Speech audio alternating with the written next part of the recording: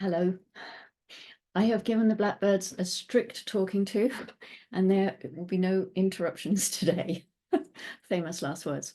So Saturday, the 30th of March, hello, at 16:02 today, GMT, the sun moves into gate 21, line 2.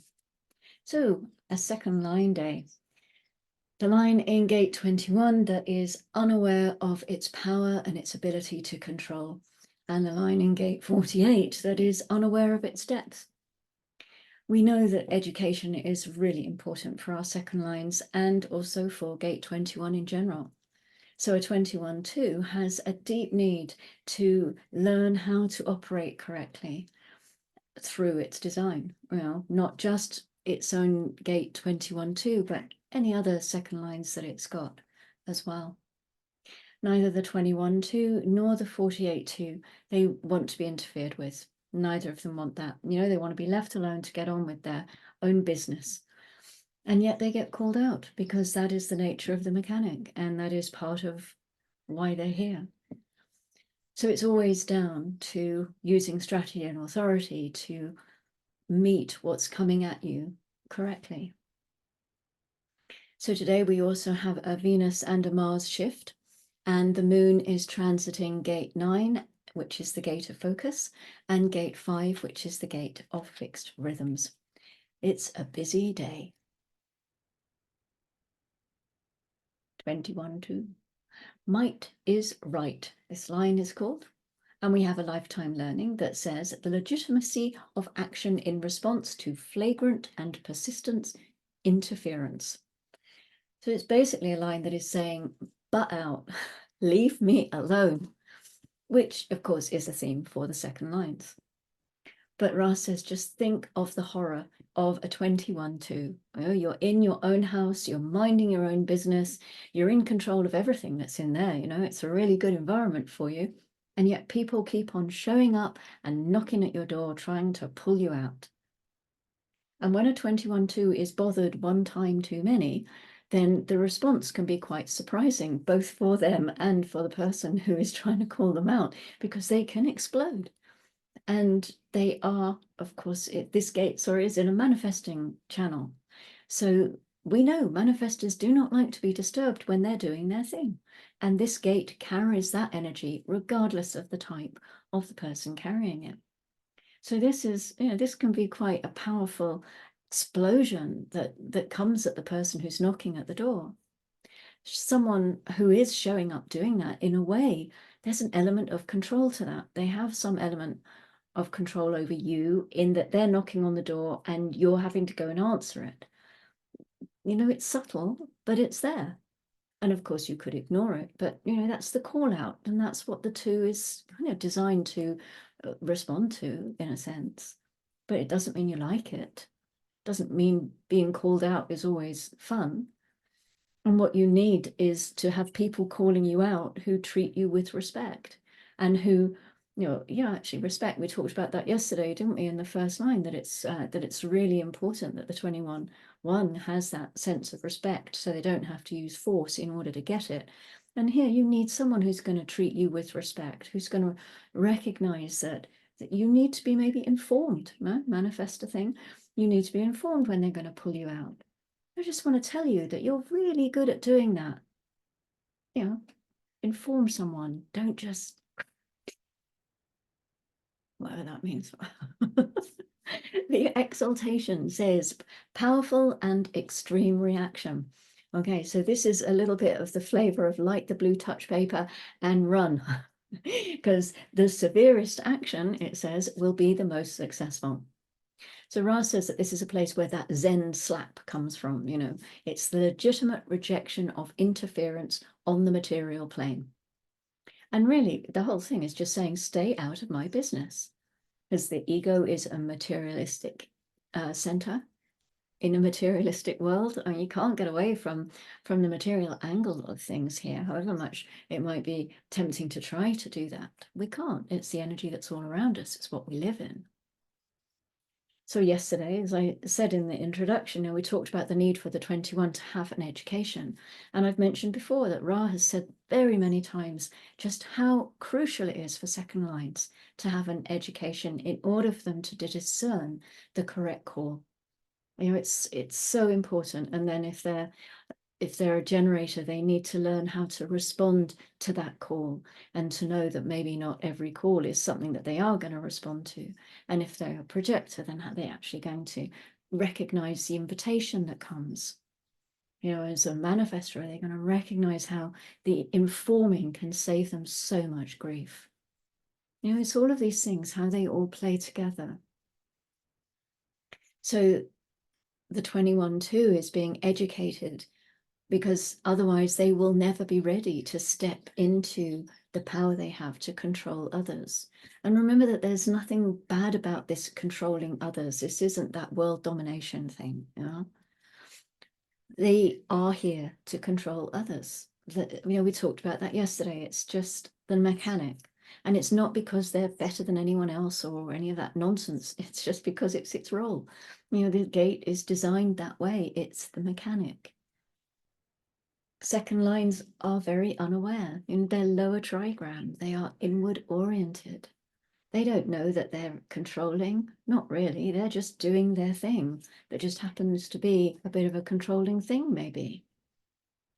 The detriment activation here is in Neptune, and so this side isn't operating in our time because Neptune is one of those outer planets. It's a slow-moving planet, so it's not actually going to be affecting us. So, well, it's not really something to look at. But the exaltation, the powerful and extreme reaction, well, there's really not much more to say about that. 48, line 2, degeneracy. It's another one of those words that some people can go, oh, no, don't like that one. Can I have another one, please? And yet, we know that these are just words. And what can be really interesting is just looking at, oh, I had a real reaction to that. I really felt that. Why does that make me uncomfortable? It could be an interesting kind of contemplation to sit with sometimes. So here in the 48, we're in the gate of depths. The line 2 does not know that it has any depths. And so when somebody calls them out for a solution, because they don't recognize the depths that they have in this regard, that second line is not equipped to deal with it. They're not equipped to deal with the person who's calling them out because it's not social. They are not a social line. So all these things stack up, and then the second line ends up being a bit lost in that. The degeneracy comes from the line 2 who gives up on their own ideas of what a solution would look like, and they adjust themselves to accommodate others. In the book, it says accommodating inferior elements, perhaps in order to create harmony, because it's, well, I don't know, because anything, but to create harmony. But even so, the result of that trying to create harmony is decadence and degeneracy. Ra says that every second line, regardless of where it is constantly being projected on, that it lacks depth because of genetic continuity, but of course, particularly in this 48 too. But that doesn't mean that they have any sense of an inferior quality about them at all. This is just a projection field. He uses the example of an artist with the 48 too, who in the early part of their life might go through hell because they have people constantly telling them, oh, you don't want to do it like that. And bear in mind that if this is in their earth, if this is an activation someone is actually carrying, they're also going to have the 21 too, which doesn't want to have anybody telling them what to do either. But this person is going to be told what they should paint, what they shouldn't paint, what they should use as a medium, what they should use as materials. When you understand the mechanics of a design, especially when there are consistent activations, not just the daily transits, but things that are constantly and consistently in your design, there can be a huge change in your perception of yourself. Judgments maybe that you've carried about yourself for years can be let go of, and there can be a new confidence that comes through in recognizing who you truly are. This is one of the great gifts of human design. It can teach you open the way for you to love yourself. So if you have one of these gates in your birth chart, so it's consistent, then you can rely on the qualities that it's expressing because it's you. If you don't have these gates consistently defined, that it's something that comes in and out through the transit, through other people's auras, then it's a quality you can experience as it passes through, but it's not you. You can learn about it, but it's not you. So where these any openness is, whether it's a gate or a center or a channel, you learn to be a filter of the information that passes through, not a sponge soaking it all up and getting really down and dirty with it. So being like a filter where these inconsistent activations are concerned. So in other weather, we have Mercury and Pluto, as we know, giving us the channel of mutation. We talked about that before. Then Venus went into gate 36 at 4:48. So now it's joining Neptune, and Neptune went there a while back now, and it's there until April the 10th. So this could be a really interesting exploration because Neptune veils wherever it is, okay? So are you aware of the Venus energy as it sits in gate 36? You might be. Teaching would tell me or us that the veiling of Neptune will cover everything that goes in through that gate, whatever the activation is. I would really enjoy hearing what your experience of Neptune is at the moment, or what gate 36 rather is. Can you feel anything around your personal values around crisis, perhaps because 36 is the gate of crisis? Has a crisis altered your values? Or is this maybe something that you're in the process of experiencing? And it may not become apparent to you because of this veiling of Neptune. But in a couple of weeks' time, when Neptune moves out into gate 25, it's there for a little while and then it retrogrades back again, but it's moving out. So maybe then our crisis will become apparent. And this is, remember, it's a global activation here. Neptune's been there for quite a long time now. So maybe you could journal about it if that felt correct to you. And then when Neptune moves out, you can check back and say, oh, yeah, okay, that's what was happening during that period. If it resonates with you, it may not. Mars went into gate 37 at 9:07 this morning. So this is the gate of the family, the gate of friendship. Mars being a youthful energy that grows into its maturity. So maybe there's an opportunity here to look at the nature of friendship and family during this transit of Mars. And the moon. Where have we got with the moon today? We have gate 9 at 5:52. 05:52. So this is the gate of focus. So the moon brings us a focus on the gate of focus. Do you have something that you need to drill down into? Because if you do, then this gate brings the ability to grasp the fine detail and maintain focus. So this might be quite a good day to, to concentrate on something. Gate of focus is in logical circuitry, and it's in the sacral center. And then gate 5 is next, and this comes in at 17:32. And this is the gate of fixed rhythms. It's another sacral gate, it's another logical gate. And this is about the habits and the tempo that is in daily life and surrendering to what is natural for you. It's not about being told what to do. This is about finding what is correct for you. What is your rhythm? Now, when we have this gate in a transit, of course, it goes through quite quickly in a moon transit. So it can be difficult to really tap in here to what is natural for you if you don't have this consistently. But we can learn when we do have it consistently, what is it? What is my rhythm? What keeps me healthy? And then we can also be more aware of when we're being conditioned to come away from what is healthy for us, what is our natural habit.